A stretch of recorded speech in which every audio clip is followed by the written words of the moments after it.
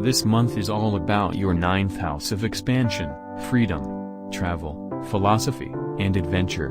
You might find this newfound energy somewhere else in the world, or even in your own home. The universe has funny ways of operating, so be prepared for a fun month of February, lovely Gemini.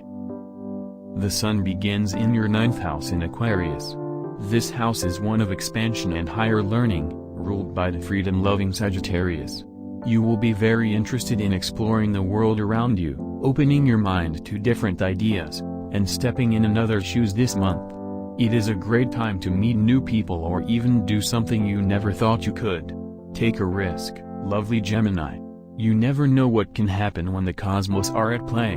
On the 18th, the sun leaves your ninth house and enters your 10th house of career and professional achievements.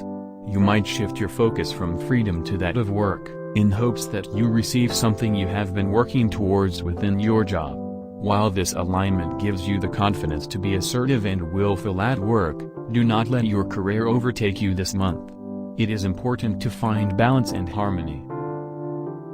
Since January, Venus has been in your happy ninth house of travel, freedom, and expansion as well. This is quite an adventurous time for you, Gemini. Venus in the ninth is all about seeing the beauty in differences and changes. You might be particularly drawn to art that is astray from your normal palette. You might also find different music that suddenly captures your ear's attention. Because Venus is the love planet, you might also be more attracted to those who are foreign, have a different ethnic background than you, or speak another language. Mercury has been in your ninth house since the end of January as well, so you might even be inclined to speak another language as well. You will be extra astute when it comes to complex philosophical and theoretical subjects, too. People who are highly intellectual and conceptual will grab your attention to the most now. On the 10th, Venus moves into your 10th house of career. You will certainly be very well spoken in the workplace, and your colleagues will notice the true essence of your work ethic and projects. It is a great time to approach bosses and supervisors about a raise, and you might even want to discuss the possibility of a promotion. Your career is on the rise, so you deserve this, generous Gemini.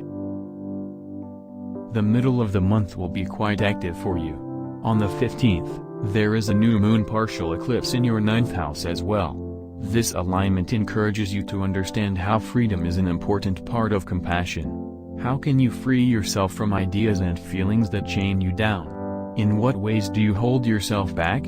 Understanding that you also set an example for others, what advice would you give to your best friend in this situation? The new moon is all about creating a path from a clean slate. In addition, Mercury in your ninth house sextiles Uranus in your 11th house. You might meet someone new in a group of friends or colleagues, and you will certainly be inspired today. Keep your eyes and ears open, as the planets have something exciting in store for you. 2 days later on the 17th, Mercury moves into your 10th house of career and professional recognition. You will be a master speaker and communicator at your job, and you might even be called upon to do presentations or run important meetings. Whatever the task is, trust in yourself and your communication abilities to handle the job right.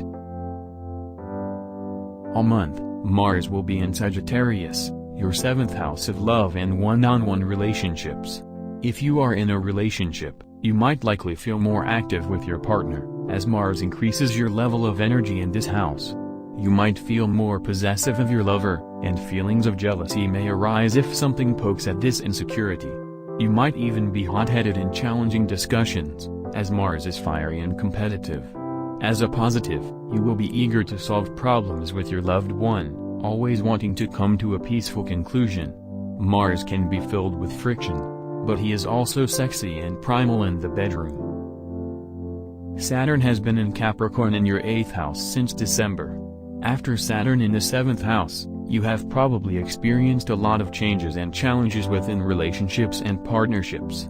It is normal during Saturn's alignment here to have to let go of certain people in order to grow the self. Saturn in the 7th sets you up for Saturn in the 8th house. Initially, this alignment can feel really scary. The 8th house rules sex, death, and finances to a degree, so a lot of big aspects of your life are involved here. Saturn is here to teach you valuable lessons about your relationships with these parts of you. How does sex play a role in your life? Is it for positive gain? Do you feel secure within your sexual identity and freedom? In order to answer these questions with a clear mind, the universe encourages you to release any feelings, negative or positive, and express yourself fully. Do not be afraid, dear Gemini. You are supported and loved here. Jupiter remains in your 6th house of work and responsibilities.